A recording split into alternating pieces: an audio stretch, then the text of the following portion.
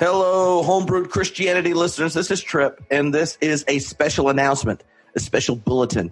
My friend Mike Morrell is going to help with the special announcement episode. You all probably know Mike. If you don't, life is full of opportunities to make your life better. So, with that, hi, Mike. Hey, well, that's a rousing endorsement. And if you are a Homebrewed Christianity super fan, if you've been listening for years, you might hear an occasional episode with me, either as a guest or occasionally a host. Like back, almost 10 years ago, I feel like I guest hosted a few episodes, including one with Ann Rice. That was a lot of fun. I think one time I was even dubbed not just a friend of the podcast, but a boyfriend of the podcast. Oh, well. That is something I've, striven to live my life to aspire to. So awesome. I was, I feel like I'm in a, consensual relationship with the podcast. And I was honored to be asked to guest host this very special episode, which, if y'all are listening like me, we're going to be talking about an opportunity that the good Dr. Tripp Fuller and his family have. That is actually an opportunity for all of us to deepen our learning and insight. So, why don't we go right into that, Tripp? What is this opportunity that you've recently been given? So I just got a 3-year postdoctoral research fellowship to the University of Edinburgh. What? Yep. It's part of a John Templeton Foundation project called God and Nature. And it is invested in science-engaged theology. So believe it or not, Mike, I'll be talking about like theology, philosophy, and science and things. That's what? Yeah. In Scotland. Kind of new terrain for you, isn't it? I know. I faked it. I came up with like all this material to convince them I wanted to do it. And so we'll see. Well, this is going to happen. The greatest con of all time.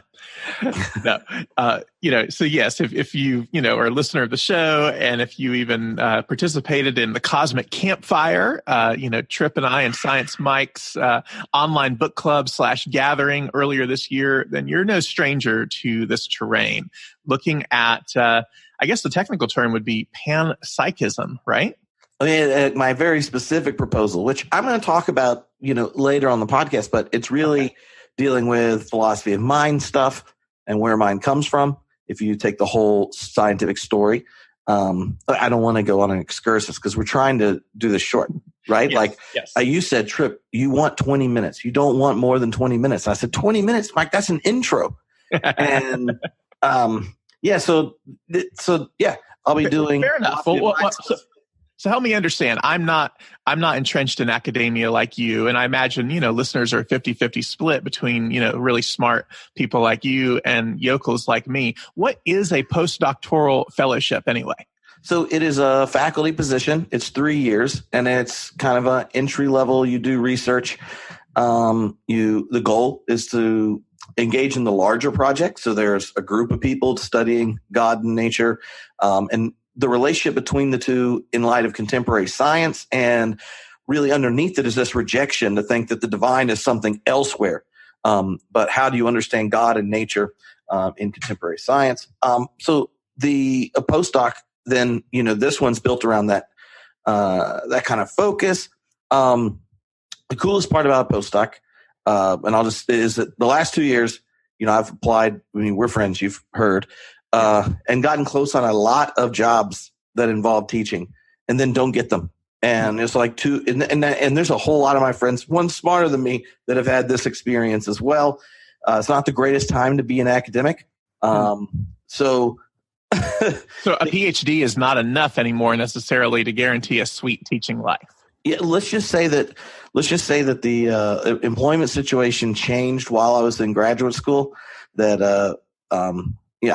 So, but if people want to ask about whether or not they should do a PhD, we can talk about that more later. But this postdoc is really like getting your foot in the door academically. It's at a prestigious, amazing university. It's a topic and things I'm interested in, and it ends where I'll have my second academic book published, which makes me so much more competitive in the job market. It's in Europe, so there's a whole host of theologians and things I'll get to interact with personally, have on the podcast.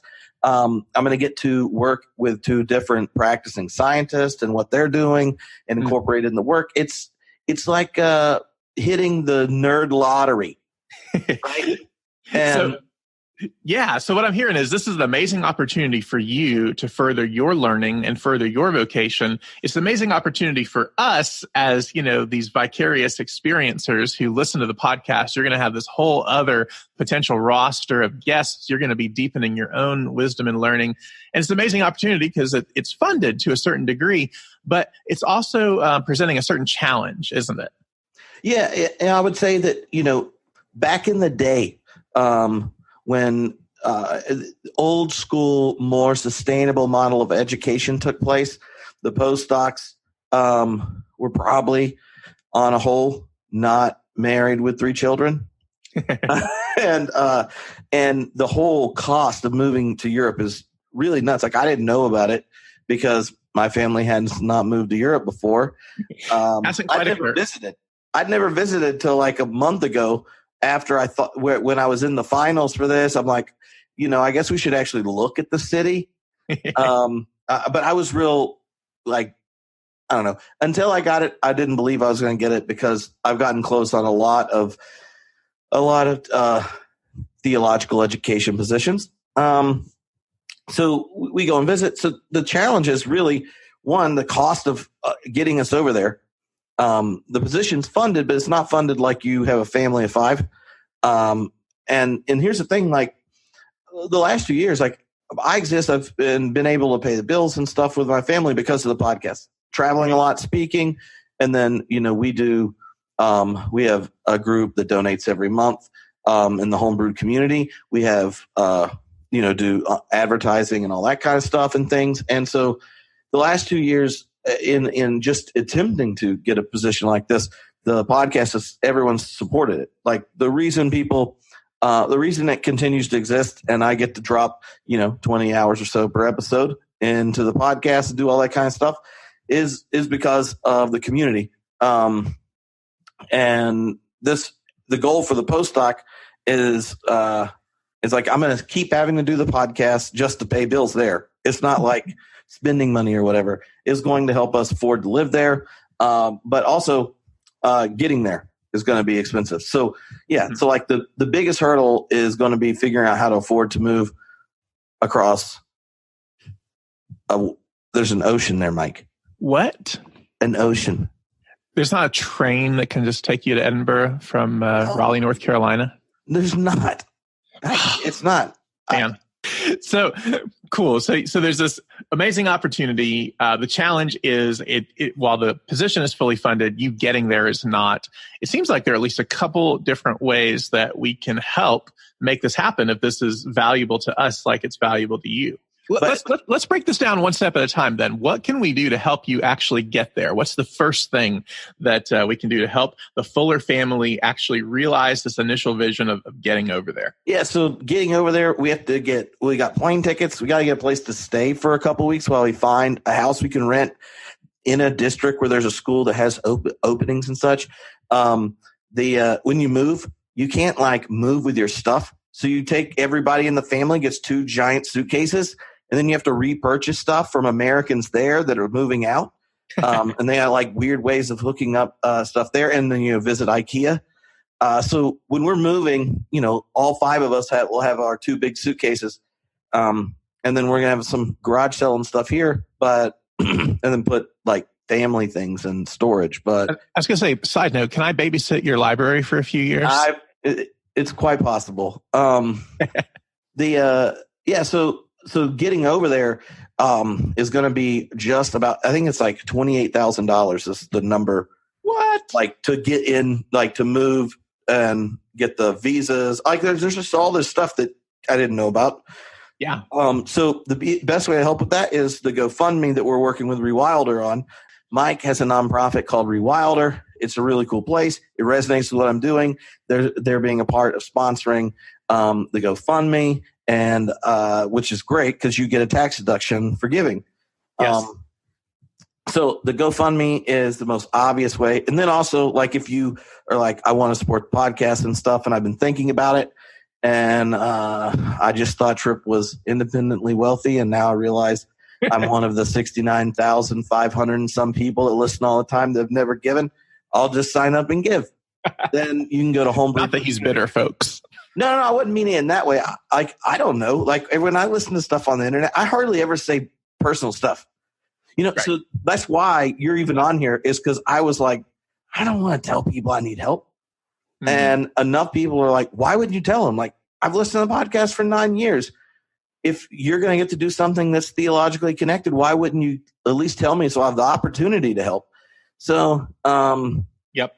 Yeah, I am saying that now that's about as, I feel like my vulnerability of the day is done. Well, it reminds me of the musician Amanda Palmer, who is married to Neil Gaiman, the fantasy writer. And, she wrote this really great book a few years ago called The Art of Asking. And, it very much gets to the heart of this. She's been able to build this amazing vocation as an independent musician. She was one of the pioneers that used Patreon. And I think sometimes just making our needs known. I mean, for the cost of pennies a day or a latte every month, you too can support Homebrewed Christianity. And it's true. I mean, gosh, Netflix just canceled the OA today. And that was one of the most profound shows on there. I'm considering just, scrapping my Netflix subscription and plugging in up in the ante for Homebrewed, because my goodness, what's going to fill my ears with more goodness? Well, I'm just glad I get to fill someone's ears. Yeah, so the going to GoFundMe will be great. If you go to Homebrewed Community, you can become a member, which would be, great, because then the biggest drop-off for me in going is that I won't be traveling around speaking, and I'm sure you understand this, but not everyone that has an online platform may not understand this, that like over half the money you make if you have a platform is showing up somewhere to talk. Yep. So like you do a podcast every week and you make some money if you've done it 12 years like me, and or whatever. Like if you have a podcast, like you can build a community and make some money, but the main source of income is speaking, not even books. Like most of the time you don't make a lot of money on the book. The book's the reason they get to go speak.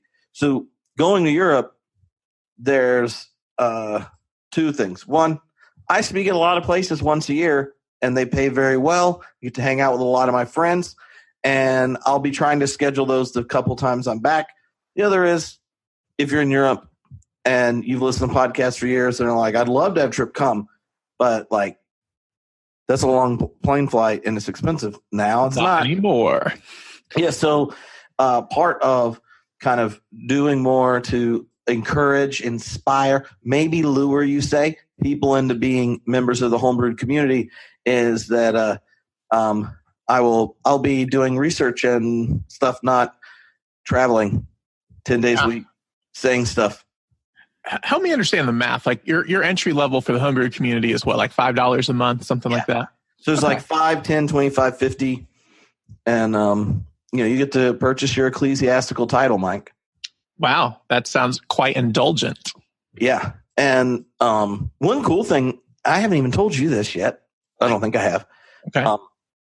We set up a new podcast feed for the members so that Homebrewed members now don't have to go to a Dropbox to download all the classes we've done. Like, I've done all these classes like Philip Clayton and Pete Rollins and Robin Henderson Espinosa and that kind of stuff. Mm-hmm. And if you're in any of those classes or want the old ones, you'll have them all in a podcast feed.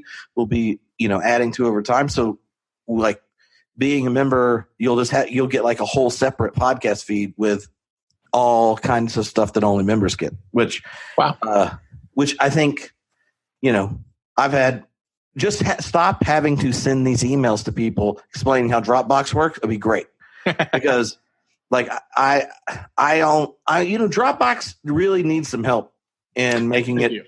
It's like a great resource, not intuitive at all. Yeah. It's another membership I'm considering dropping. I'm just reevaluating all of my digital commitments this month. Yeah. So the members also get access to classes and stuff. And then I'm about to start an intro to theology class that will basically last a year. They'll introduce 19th and 20th century major theologians and movements. And the goal there was, one of the biggest comments I keep getting from people is, I love the podcast. Like, I have to like level up nerd wise. I didn't go to seminary. And then it's like there's this giant chunk of theology things no one ever talks about because everyone learned it in Intro to Theology. And you just kind of allude to it. And I said, yeah, like it's the show's always like these like professional theologians, So the goal there is to, do lectures, do a lecture each month that over time fills out all the big ideas, the major figures, movements within theology that are assumed often by interviews, the people I interview. Nice. So some of the presuppositions that would inform the rest of your archives, really, if someone were to take this course, you kind of go back and you'd have like a whole new listening experience. Yeah. And I'm working on a lecture series on Star Wars. Right on. Well, so I'm not very good at math, Trip. Like, how many of your listeners would need to even support you at the lowest level, $5 a month, to make up your immediate losses with travel and to just kind of make things a little more comfortable transition-wise for your family on a month-to-month basis? Oh, man. Like, if we got 500 people to do it, then that's like, would be amazing. Mm-hmm. But you know what's crazy, though, is, and I know this is true from other friends of mine that have podcasts, it's a medium that it works really well because it's free, it's easy to access, and all that kind of stuff. And, until I started donating to other content creators, I never knew how big a deal it meant to them that people donated, because you just assume like you listen, like, oh, everybody listens to that. I bet they're doing great. And then, something happens and they can't afford their medical bill, or they get in a wreck and then you find out like they don't have a car. Like, one of my favorite indie bands had a wreck, and they're like, we're trying to get to the next gig. And I'm like, you have a gold record. I listen to you all the time. How do you not have you can't get a new van? You're a rock star. So because of our economy and stuff, there's I think the correlation of interaction, of content created, of where you think someone has made it or whatever, doesn't correlate, because there's all these little niches, and the traditional avenues of making money, like being a tenured professor, or having this big record contract, or all that kind of stuff, just isn't there in the way it was before. So I started getting emails once I started signing up, sponsoring podcasts and donating. People are like, oh, it means so much. And you're like, only 120 people donate to you? Right. So it's not odd. Like, I don't want to like belittle anyone if they don't have the money or don't really want to give. I just, but it does mean a lot. And like, if you think of it, 500 people is like less than 1% of your listeners. Yeah. Like, we already crossed 3 million downloads this year. Like, if I had like a quarter of a penny per download. Yep. Absolutely. It's such an important thing to draw attention to. It's kind of the shadow side of the gig economy, or, having a platform. I think a lot of us were bright-eyed in the dawn of the internet age, thinking that, oh gosh, this is just going to be a utopia. But the fact is that some of us out there are doing what we're doing, first and foremost, because we're passionate about it, and we want to reach out to those of you who also resonate with what we're sharing. But the other side is that it's actually a very clever way to survive in a rapidly shifting economy. And so, if you're listening to this and you think, man, I would love to see the Fullers make it to Edinburgh, and so we can benefit from new guests and fresh research, the immediate need would be the GoFundMe to help that initial crossing across the pond. But even more sustainably, for the long haul, would be to sign up for the Homebrewed community and get access to all these deep archives and special classes, and just generally be not only a smarter, but I think a more empathetic, spiritually attuned human being. Oh yeah, I think so. And I'm going to be I'll be letting people in on the journey and stuff. You'll notice a bunch of Europeans ending up on the podcast. That's because one of the cool things about Edinburgh is it's like one of the theological centers in Europe. They have the most prestigious lecture series, the Guildford Lectures, which Alfred North Whitehead did. and did Process and Reality was the book that came out of his lecture. So I have a small goal. I just want to introduce Process and Reality, do a lecture introducing why his Process and Reality in the room he gave it in.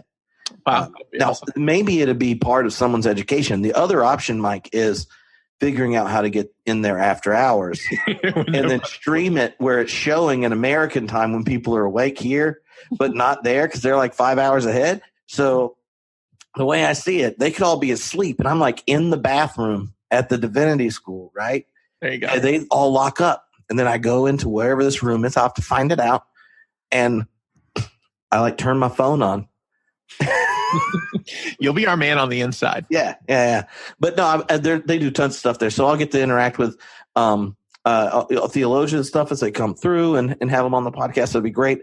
And I've already had a number of people reach out that are homebrew deacons in the area, and they're pretty committed to helping a theology beer camp in Scotland happen. Right on. But cool. Obviously, it would the percentage of consumption switching to Scotch would be high because theology Scotch camp, as it were. Yeah, but you have to wait till later in the day if you're going to do that, because the morning lectures go completely different. Yeah. Day drinking with Scotch is a whole different story. Let me say a bit, if I could, about Rewilder and the tax deduction and all that. Yeah. So Rewilder, as Tripp mentioned, is sponsoring the GoFundMe. It's a nonprofit that I co-founded with my good friend Rainier Wild. And we are putting several disciplines in conversation with each other that don't normally talk to each other, namely theology, practical spirituality, ecology, deep anthropology, and archaeology, looking at big questions about who we are as a species, where we've come from, where we might be going, in the face of the climate crisis, also in the face of various crises of disconnection from spirit, self, other, and world, and the ingenious ways and sometimes tragic ways that we've come up with to reconnect to spirit, self, other, and world. So, we're just getting off the ground. We're planning on also launching a podcast because, it's the American way. And we'll be doing a retreat possibly as early as this fall where we will be experientially exploring these areas of reconnection to spirit, self, other, and world. So if you happen to want to, connect more and know about the first retreat when it comes out, head over to rewilder.net and you can do that. But we decided to partner with Tripp and his family for this trip. Didn't mean to say that twice in one sentence. It's happened before. Yes, I imagine it has. Because, the research that Tripp will be doing on the nature of consciousness and the ways in which consciousness and matter interact as part of this God and Nature series are very resonant with the themes that we explore in Rewilder. Mm-hmm. Be good hours. But yeah, totally tax deductible on the GoFundMe. So, feel free to get that write-off this year. It's harder than ever with our current tax code. So go for it. Awesome. Well, I just want everyone that has already given, and then we'll give thank you tons. Like, if I didn't have the community and everyone that was connected to the podcast, this would not be possible. And I don't know. I feel very honored that people give me time in their earbuds on a consistent basis, and very honored that theologians, philosophers, and stuff will sit and talk to me for an hour and a half about a book. And I really appreciate all the people who reach out and have already been supportive of this, and digitally, and thanking you who hear about it and decide to give. That's really cool. And then if you're in the area, like in Europe and stuff, you should let me know. Like, yes, we got to find new friends and things. And who's Tripp going to hang out with in Edinburgh? I don't know. Yeah, I don't know yet. Part of the adventure. Well, so the links are in the show notes for the GoFundMe and the community page. But if you're listening to this, what are some other ways people can quick Google if they're not connected right now to the show notes? Oh, I mean, I think the easiest thing is just to go to homebrewedchristianity.com. Okay. It'll be right there. Oh, yeah. And you can, if you want, you can reach out on Twitter. I actually have a higher response rate there than most other means of contacting me. But yeah. Beautiful. Yep. Any closing thoughts, Mike? Oh, I'm just super stoked that y'all have this opportunity, and I'm looking forward to how the show will evolve and change as a result of your new setting. And I hope that those of you listening join me in helping make this possible. Awesome. Peace out.